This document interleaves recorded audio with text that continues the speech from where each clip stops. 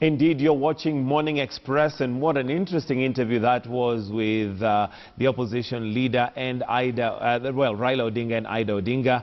And interesting to just, meet him up close and candid, and also to hear for the first time the details of what they went through after the loss of their son, Fidel Odinga. Well, shortly we're going to be going into lifestyle, and today we'll be looking at some of the respiratory diseases that we have. And remember, as usual, you are welcome to join in the conversation. In case you have any questions, we'll give you an opportunity to do that. But first of all, let's just look at some business news. And the National Treasury has signed a 10.4 billion shilling grant to the African Development Bank for the construction of a dual carriage road in Mombasa, Mariakani area. The road expansion project is part of a congestion easing plan for the county that has seen traffic grind to a halt, with thousands of trucks passing through. An estimated 4,000 trucks use the road daily, causing massive traffic in Mombasa and delaying shipment of goods to the East African region. The deal with the African Development Bank will see the government construct first 11 kilometers of a 40-kilometer road section, with plans to ease movement in the port. The government expects the mobile addition of $500 million will partly be used to expand 6.4 kilometers more international airport and Port Reid's access road joining the dual carriageway.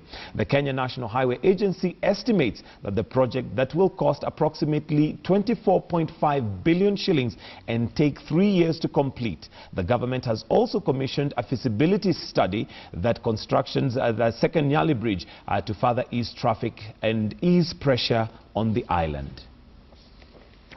I think this will go a long way again to ease congestion in the Mariakani route, which we are informed now that there are about 6,000 trucks leaving the port, and this is creating a lot of congestion. So I think if we implement this project very speedily, we will achieve a lot of benefits once all this is done. Now, commercial chicken farming in Kenya has over the years been dominated by exotic chicken farming due to its high production rate. However, the trend is slowly changing to indigenous chicken or kienyeji chicken. This change is in the presence has created a solid business case for farmers looking to cash in on demand for the indigenous taste for chicken. KTN's Philip Keitani reports. For many years, poultry farmers in Kenya have been rearing exotic breeds for commercial purposes. The birds, which lay hundreds of eggs annually, have been the darling of many farmers. But time seems to be up for these exotic breeds, as Kenyan farmers such as Michael Njoroge embrace indigenous chicken farming that are considered not only hardy but offer better returns. I have two breeds, and the two breeds, there is the breed called Kuroira, improved kienyeji chicken, and that is from Uganda. I have about 50 of them here. I also have the Kenyan improved breed from Kari. It's called the Kari improved kienyeji chicken. Given the pent-up demand for kienyeji chicken, most farmers have opted to rear them, but it has not been easy. Kienyeji chicken are less expensive to maintain, but given that they take longer time to mature, on average, it takes 6 months before it's ready for slaughter or sale, compared to 4 months it takes the exotic chicken. Njoroge, however, says it is a labor of love that is finally paying off. This cock I'm holding here is a Kuroira cock. It's an improved kienyeji, as you can see. It attains a weight of 3.5 kg in 4.5 months. While the eggs of the exotic birds go between 10 and 12 shillings each, those of kienyeji chicken are sold for between 15 and 20 shillings. A kienyeji chicken lays an average of 250 eggs annually, while exotic birds lay 300 eggs. Farmers, however, noted that the difference is recouped from the low management cost offered by the former. For instance, one can keep the kienyeji chicken under the free range and let them forage for food from the soil. Our customers mainly prefer to carry 1-month-old chicks. Yes. The reason being especially those without experience in brooding. Mature Kienyeji birds kept for meat go for between 1,000 shillings and 1,400 shillings depending on the size. Exotic broilers, on the other hand, are sold for an average of 500 shillings. The introduction of this new improved Kienyeji breed will now enable chicken farmers from across the country earn more because this breed matures faster, produce more, and even earn much more when it hits the market. Philip Keitan, KTN, from Kiambu County.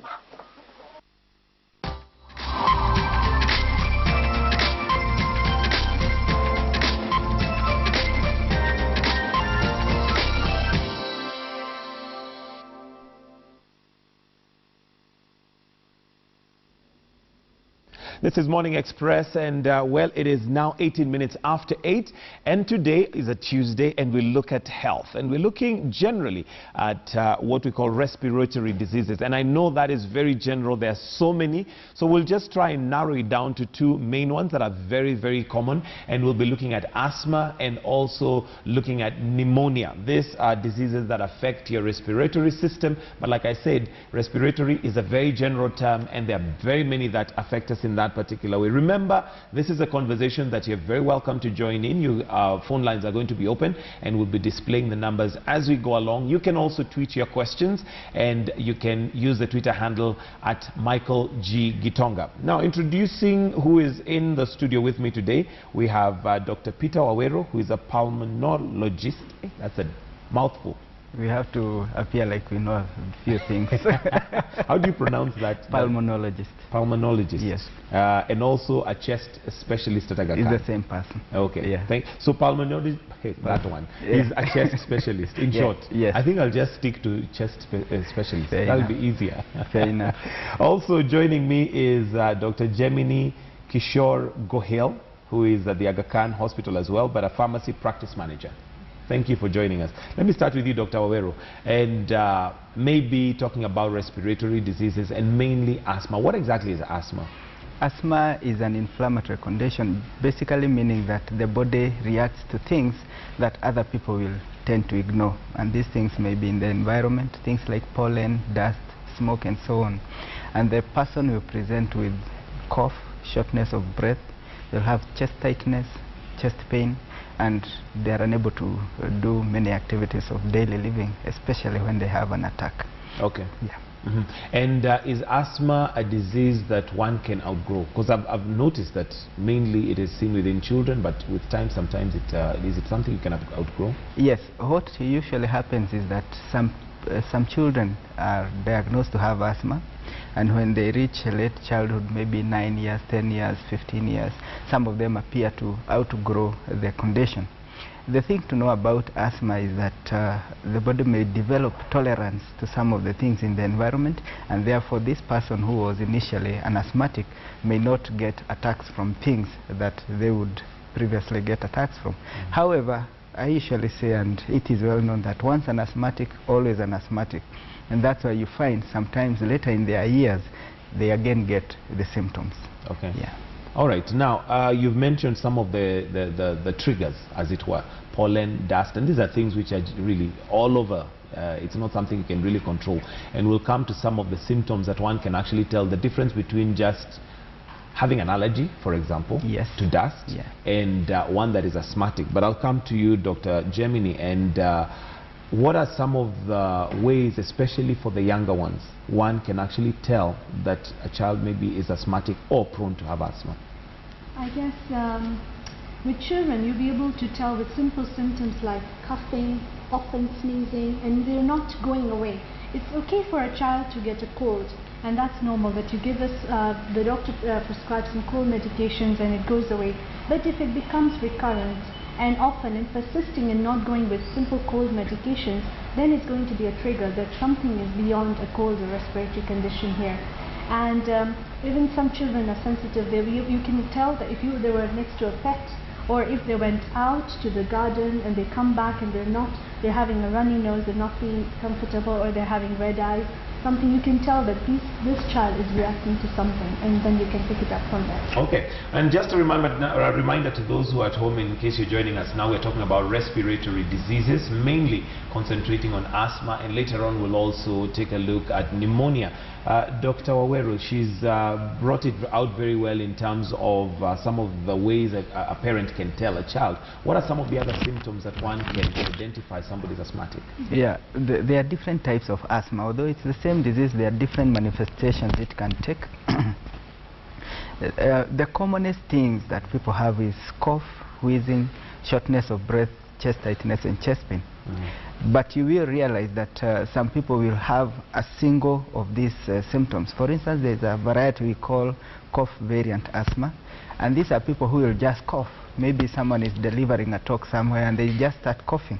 They're in church trying to sing, they start coughing, and they have nothing else. They have no chest pain, no chest tightness, no wheezing. So not everyone who has a cough is having a cold. We need to look, especially if it is a recurrent problem, we need to look further and see whether that could be asthma. Okay, Dr. Gemini, he mentioned earlier on as one of the symptoms, tightness in chest. Yes. And that, if I'm not wrong, could also sometimes be confused for heart attack. How do you tell the difference? I guess with heart attack, it's not only chest tightness, and you'd also feel like, for example, with asthma, it doesn't just come as chest tightness. There'll be a bit of coughing, wheezing, and there'll be chest tightness. So there is a bit of a significant difference. And usually, heart attack, we're looking at the elder population. We're hardly be able to see a heart attack in a child. Right. But when you see chest tightness, or the child complains of a chest tightness, then you probably are more looking at an indication of a respiratory than a cardiac. More common, it's more of a respiratory with them. And with a heart attack, there are other symptoms, and you can differentiate that chest tightness as an elephant sitting on your chest. That tightness is very different than a chest tightness for an asthmatic. For an asthmatic. Yes. Okay. Yes. Now, Dr. Waweru, in adults, once now you've identified that you have these symptoms, and maybe before we even go to that, how do you tell the difference between an allergy? There are people who walk into a room and simply because there's a lot of dust, they'll begin to sneeze and cough, whereas somebody asthmatic may also present the same symptoms. Is there a way one can differentiate? Well, these symptoms overlap because the airway knows to complain by coughing, sneezing, tightness, and so on. Your body is trying to communicate something. Yes, to communicate something. But the main difference between asthma and allergies is the triggers, because sometimes you may find an asthmatic getting an attack without an obvious trigger, while in allergies, most times you'll be able to identify what it is that this person is reacting to. Going beyond that, there are some tests which we can do that can help us determine one way or the other. Commonly in asthma, there are some tests, we call them spirometry, basically a blowing test, where we will ask the patient to blow into a certain gadget, and then we see how well air is flowing from the lungs. Then we give a medicine which opens up the airway, because one of the things that asthma does is that it tends to close up the airway. So we administer a medicine which opens up the airway, and when this person repeats the test, you will find that there's a significant change in the amount of air that this person is able to blow out subsequently, compared to a person who has allergy only, in which case the change will not be as significant. So history is very important. The trigger is also very important, and also doing this test. Now, for people who get intermittent symptoms, they may come to the office or to the clinic, and you find that at the point you're doing the test, they have no symptoms at all, and therefore the test will be negative. We will give them a self-test gadget. We call it a peak flow meter, where this person will go home and every day they test themselves. We train them how to test themselves. They come back with a chart after maybe 2 weeks or a month, and you can clearly see how much difference there is maybe between the morning flows and the evening flows, and therefore you can easily say that this is an asthmatic, not just a simple asthma or a simple cough. Okay. Yeah. Dr. Gohil, he's talked about history. Yes. Is asthma hereditary? Yes, there's some that can also be, there is a genetic component to it, but again, if you have a genetic component and you don't get the exposure to some of the triggers, then you will probably not express a full-blown asthma, and that's probably why you can have a childhood asthma, and as you develop, your body tends to overcome it.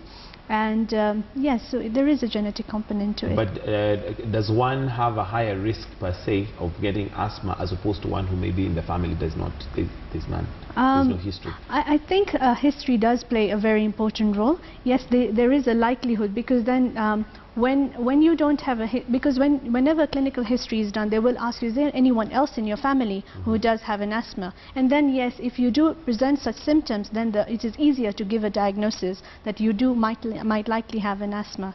Okay. And somebody who doesn't have, then you have to start looking for the triggers or the allergens or something like that. So it does make it easier. Dr. Aweru, there is the triggers, there is the symptoms, there is the coughing, there is the tightness of chest, but I'm made to believe that there is a difference between that and now an actual asthma attack.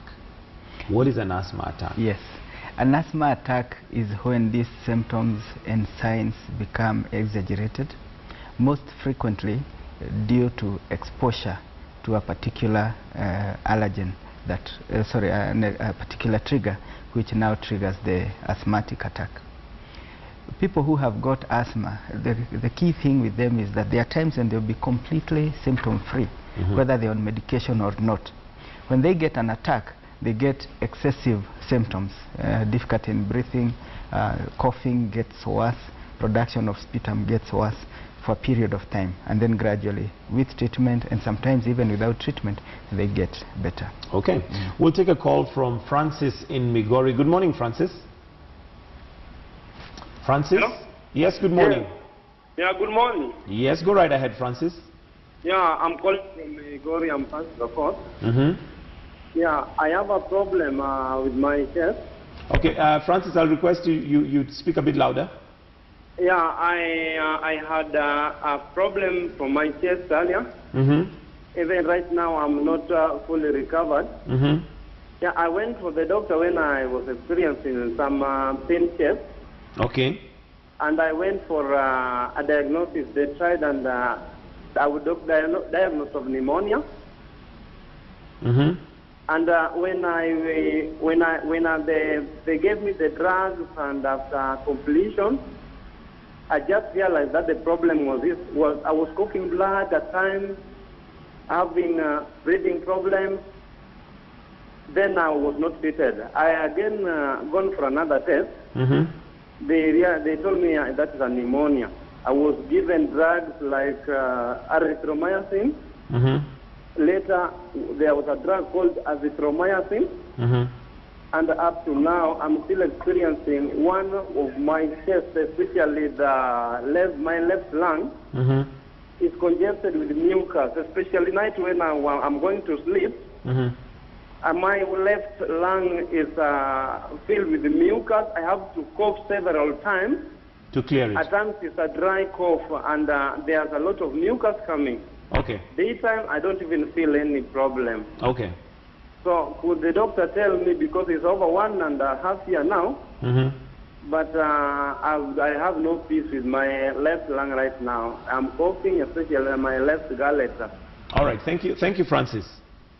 We've got your question. We'll take another question from Kajunju in Nyamira. Good morning. Good morning, Kajunju.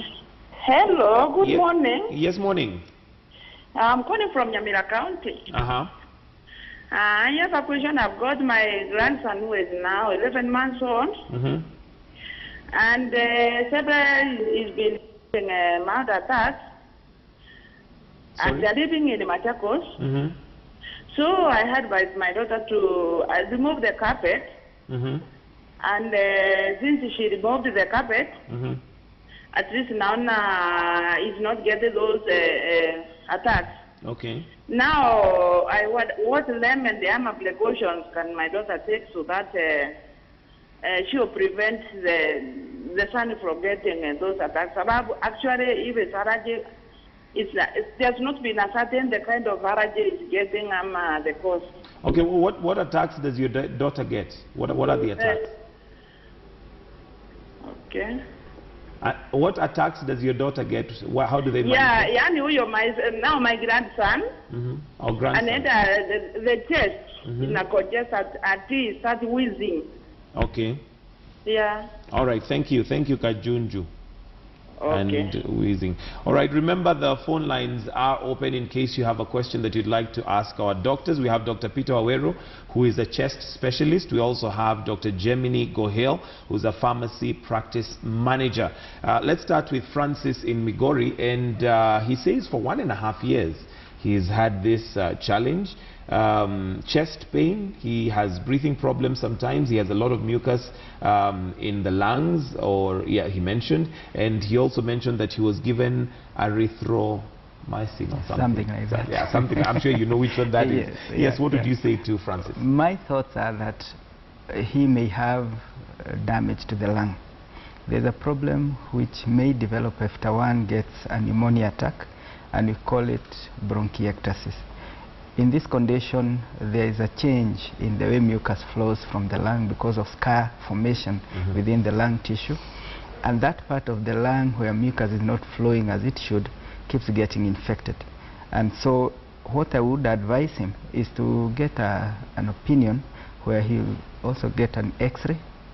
We see what is exactly happening in that part of the lung, so he can be advised appropriately what to do. To prevent recurrent attacks, depending on how bad the scarring is, he may be advised to use certain preventive medicines, and there is also a role of vaccines to help prevent recurrent infection in that part of the lung. Okay. Now going to Kanjuju and the daughter, the grandson. The grandson. It's possible that this child has got childhood asthma, even at the age of 11 months. But there are some infections which affect the upper airway and the upper part of the lower airway, which may manifest as asthma, what you had mentioned earlier, bronchitis.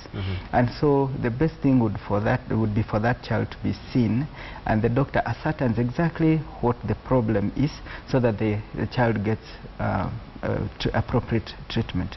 Many times in the lung you find the same symptoms, but the conditions are different, and here the history becomes very important, as well as some of the tests that we may do, such as x-rays of the chest. Okay. Dr. Gohil, now I've seen asthma patients, some of them with an inhaler. Yes.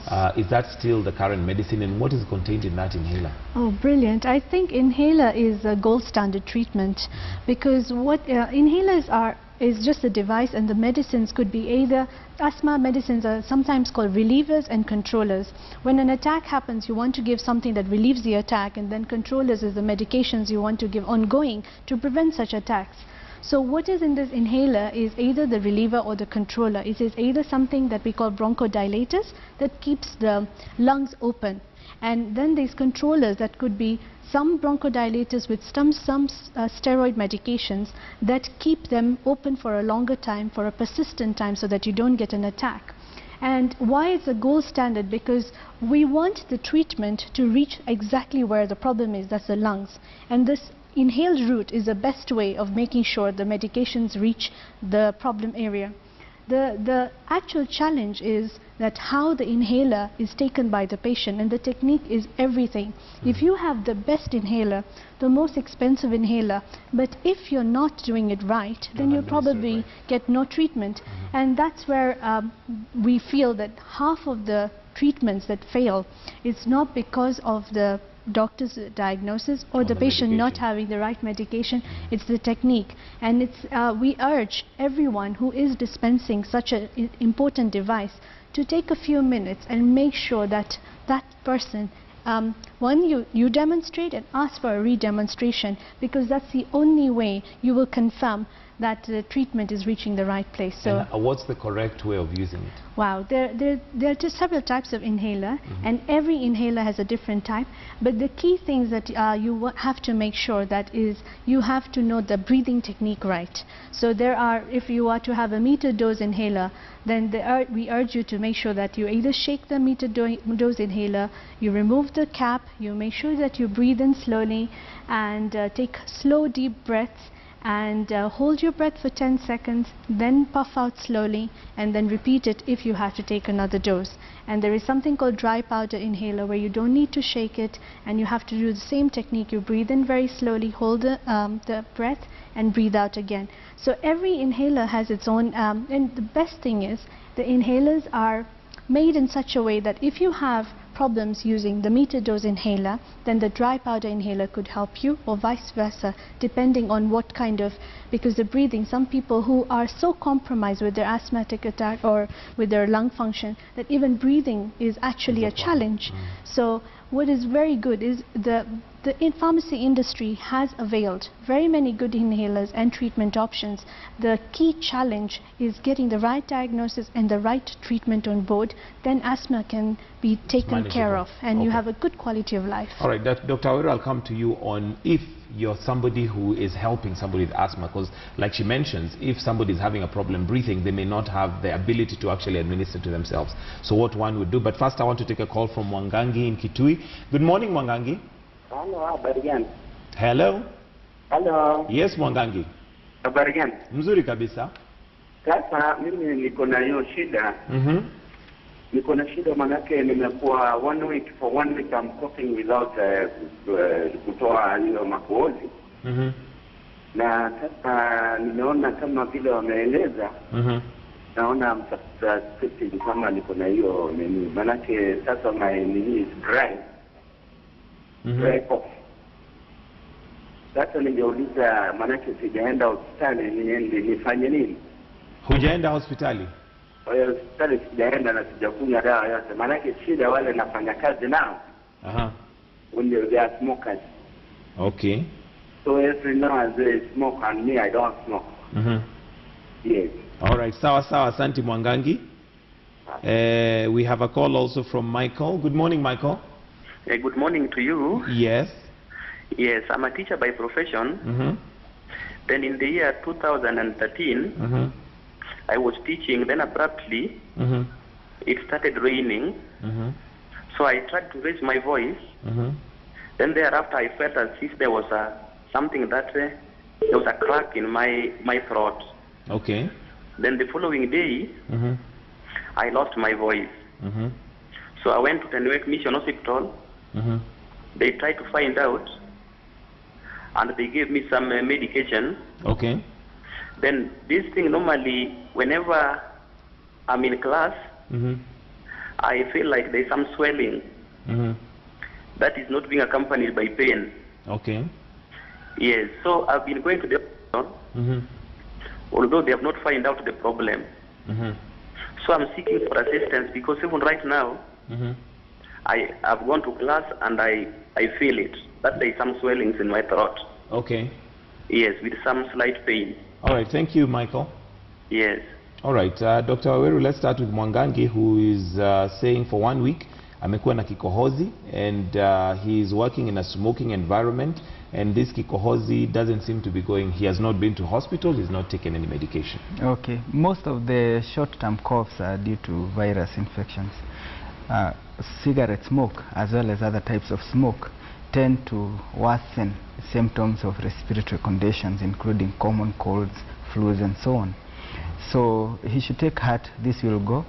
But should it persist for more than another few days, it would be a good idea for him to get a proper assessment. But most times, these common colds, they are due to viruses which our bodies are able to eradicate. Okay. There is Michael in Homa Bay. He says that he was in class in 2013, and it began raining, so he raised his voice, and this is for you, Dr. Gohil.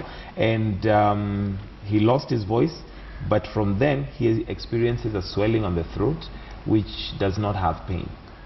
Yeah, that it's hard to say that could be related to an asthmatic attack or something like that. Seems like there is some injury that occurred, and I think for him, he needs to go through evaluations. He could, as he rightly, Dr. Arya told us earlier, the best thing for a diagnosis is to do some good tests.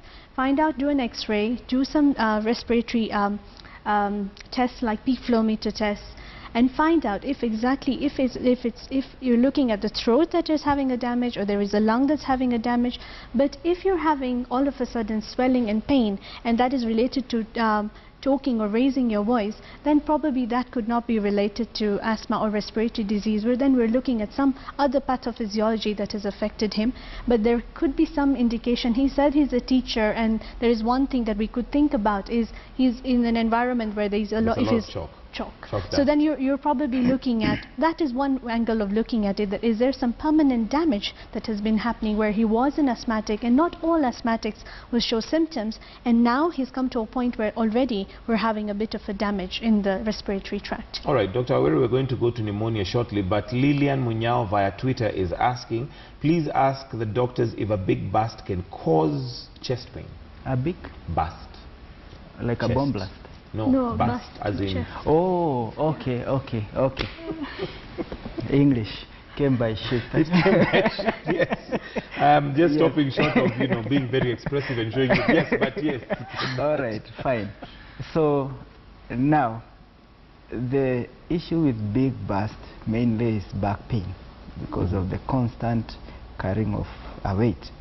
But there are some conditions which we call restrictive conditions, where if you have a persistent weight, either it's the burst or fat around the chest, it can cause slight difficulty in breathing in some people. And some people interpret this as pain in the chest.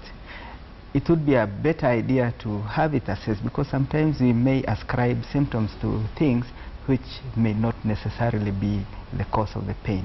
So an assessment would be a very important thing. Okay, but directly it would not cause chest pain? Not it would really. be more of the back? Yeah, okay. Not really. Yeah. All right, let's move on to pneumonia. And Dr. Gohil, pneumonia, of course, is potentially fatal disease if not dealt with within a very short time. I think one of the dangers of pneumonia is the fact that it comes up and, within a very short time one can lose their lives. So let's start just by the sheer definition of pneumonia and how one can identify that they actually may have pneumonia. So pneumonia is actually, in layman, is an infection of the lung. So what you have to do is find out from blood tests, and also sometimes we have to do some sputum tests to confirm what kind of infection are we looking at. And from the blood tests we can get to know what bugs we're treating with. And if the diagnosis is key for pneumonia, and finding out what bug we're treating. If we find out the bacteria or the bug that is caused the pneumonia, and you give a right dose of antibiotic and you take care of the patient, then pneumonia shouldn't kill. What will kill is if you just take it as a common cold, you start getting unwell, you think that it's just going to be a chest congestion, you go to the pharmacies, get over-the-counter medications, and not treat it well, then yes, it can kill. But in this stage and time, pneumonia shouldn't kill. It should not kill. What's the time span between the time maybe you get the lung infection or the pneumonia and the time you could actually be dead? Wow, hard to answer that in terms of timeline, but if the bacterial infection is very severe and you don't, probably then you're looking at 3, 4, 5 days. Mortality could, it can increase. Every day that the infection is increasing, you're increasing your chance of mortality. So that's why it's hard to say. But if you're having a mild infection, then it could even be a couple of weeks that you probably get to a stage where now the infection is really bad. Okay. Yes. Dr. Awere, now it's, I don't know if it's myth or it's truth that pneumonia is actually caused by cold. Well, many people in Limuru then would be living in hospitals. The truth of the matter is, yes, there's a correlation between cold weather and pneumonias, particularly viral pneumonias. But generally, cold has nothing to do with pneumonia, unless it is a different type of pneumonia which is not necessarily infectious, because we have pneumonias which are due to infections and other pneumonias which are not due to infections. If one is exposed to extremely cold conditions, there will be lung injury, not due to an infection. There may be an infection later on, but initially you may just get lung injury, not due to infection. Okay. But for that to happen, it has to be an extremely cold condition, and the person has to be exposed to that for a considerable period of time. Okay, you talk about pneumonias, plural. Yes. Are there different kinds of pneumonias? Yes, they are. And we can basically classify pneumonia depending on whether it's an infection or a non-infection. And when we look at the infectious type of pneumonias, there are many types of organisms that may cause pneumonia, including TB and so on. when you're talking about the non-infectious pneumonia, because pneumonia is basically inflammation of the lung. So the non-infectious pneumonias can be due to things like chemicals. For instance, if someone has drunk a lot of alcohol, blacks out, vomits, can't cough, and the intestinal contents go into the lungs, that can cause a non-infectious pneumonia. There are also conditions where the body produces chemicals which fight its own tissues. And one of these target tissues may be the lung, and that gives us another type of non-infectious pneumonia. Okay. We have a call from Nyeri, and that's from Virginia. Good morning. Good morning. Yes, Virginia, go right ahead. Oh, I have a question for the doctor. My husband gets this attack when he's asleep. He wakes up gasping for breath. He really can't breathe, and he's totally broke. He has to take some water, calm down, and after some time it goes away. It's been recurring often and often. He's not a smoker or anything. It's been quite scary. I don't know what kind of an attack is that. Okay, are there certain periods in the season, maybe when it's cold, that this is triggered, or it's always?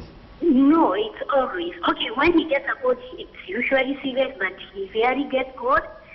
But this one is quite recurrent. It's quite recurrent, in fact. He has to sleep with water next to his bed. Okay.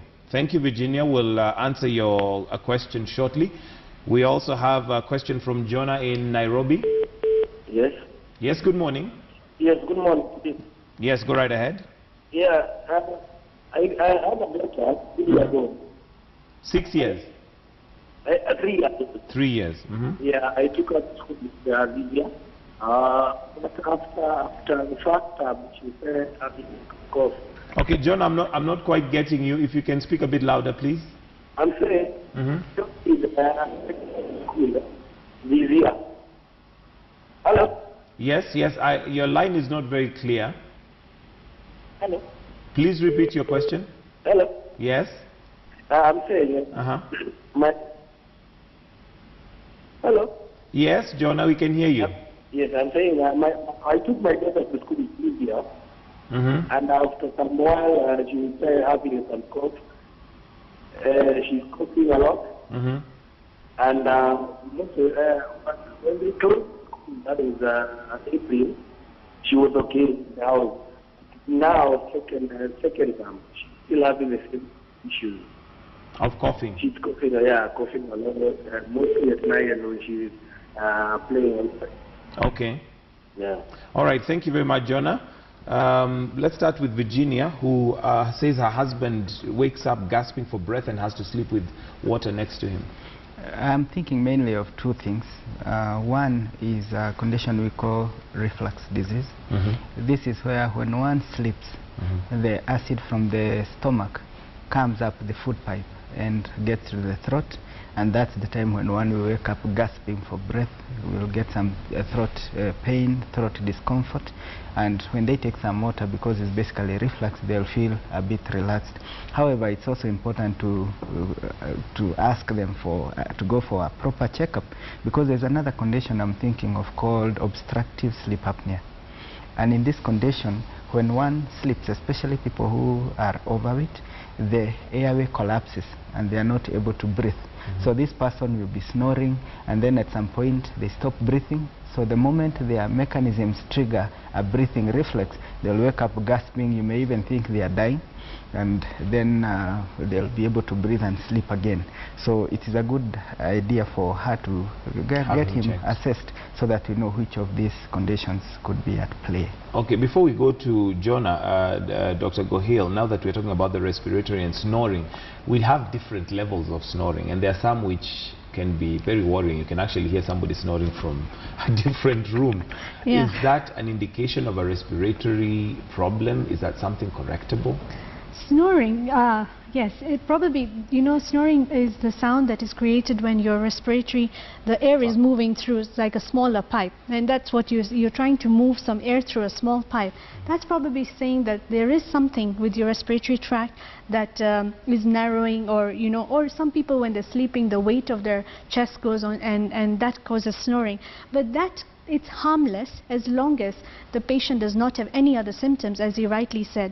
If there are some symptoms associated with snoring, where you're snoring, then you again suddenly get up, then that is not physiological, then there is a pathology behind it. There is something else that is affecting your lung, and you need to rule out that kind of snoring. But snoring per se, even a baby is snoring, and that has nothing to do with any kind of harm to the lungs. But when there is an associated, something else associated with the snoring, then you need to find out what else can be causing it. Okay, is there a cure for snoring, especially when it becomes...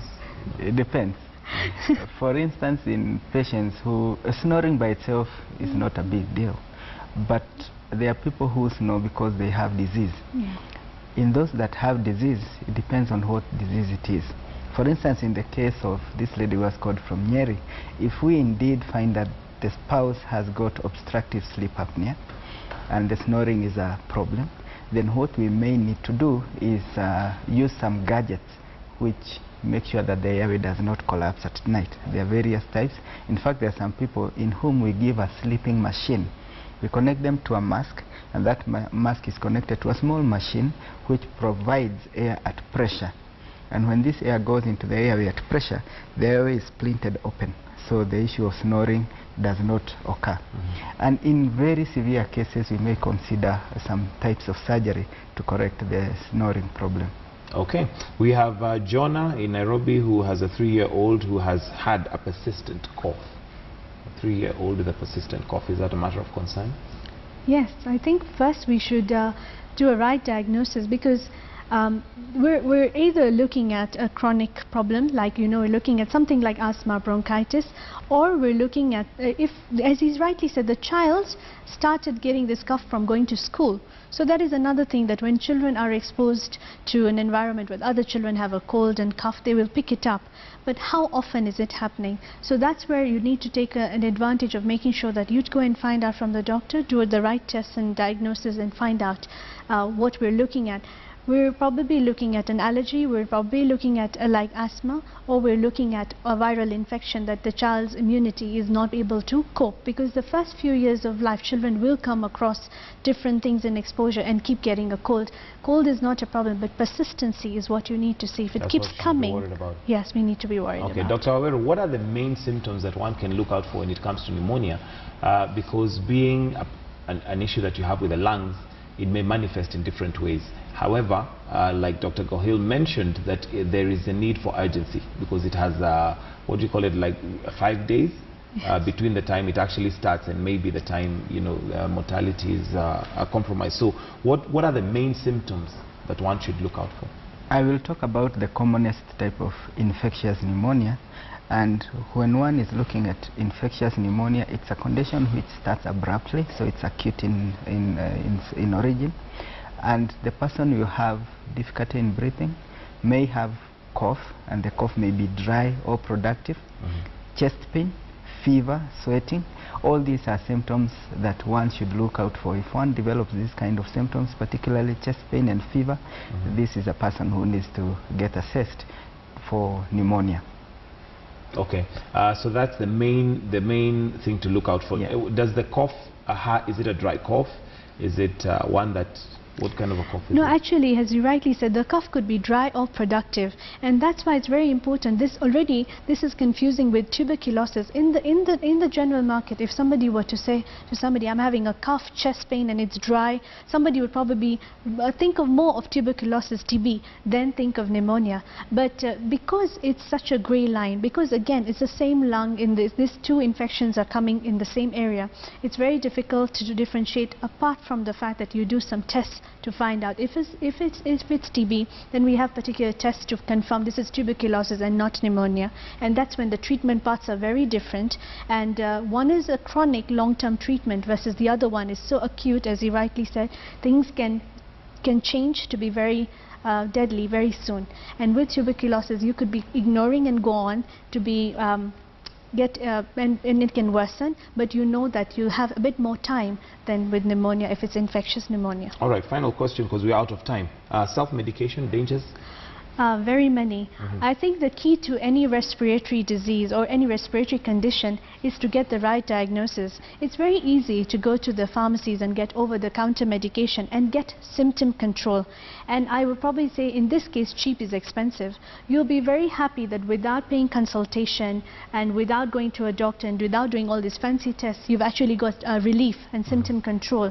Only to find out later on that all that damage that has gone on and you get into a compromised situation, a chronic condition where even your quality of life will be affected, would be prevented if only you did a right diagnosis and get the right treatment, which initially will look like a lot of tests, a lot of medication, but the key to any respiratory condition is to get the right diagnosis and get good consultation before walking into pharmacies and buying cold and cough medications which people think are safe, which are not. All right, well, thank you very much for enlightening us on respiratory diseases, which otherwise can be very worrying and very disturbing, especially the discomfort when it comes to asthma when you don't know what it is, and pneumonia also with the danger. So thank you very much, Dr. Waweru, who is a pulmonologist. I still have to try, or a chest specialist, and there is Dr. Gemini Kishore Gohil, and that's a pharmacy practice manager at Aga Khan. Thank you very much for joining us. Thank you. Well, for you at home, we also really do appreciate, and we want to wind it up right there. But before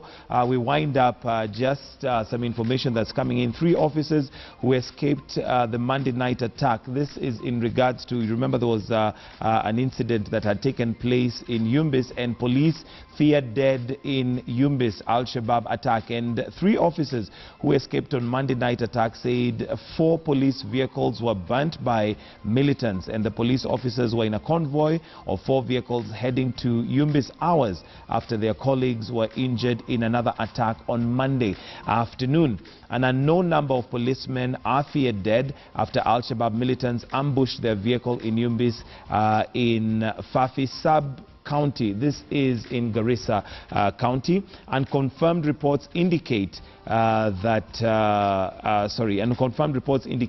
at least 20 policemen were killed in the attack. 3 officers who escaped the Monday night attack said 4 police vehicles were burnt by the militants, and this is news that is just coming in, and as it continues to unfold and happen, we shall definitely keep you posted. The attack on police officers comes a week after Al-Shabaab militants attacked Yumbis village and preached to locals for hours. Remember, we had mentioned and we had brought to you this story where they had actually come and seized some mosques and public gatherings and seemed to preach anti-government propaganda and even left a flag planted. So this is unconfirmed reports say that at least 20 policemen were killed in the attack. And yes, we shall continue to keep you posted as this unfolds right here on KTN. Let me take this opportunity to thank you all for joining us this morning and keeping us company. Do join us tomorrow. We're going to have the newsroom where we'll look at the job that we do, we in the 4th Estate, and whether we have done a good job or not on relationships. Oh, we'll be keeping it spicy tomorrow. That much I can tell you. So make sure you join us. This is Morning Express from us here, and Morning Express and the crew that is behind the scenes that makes this happen. And to you at home, want to wish you all a fantastic and a wonderful day. Take care of yourselves and each other. God bless.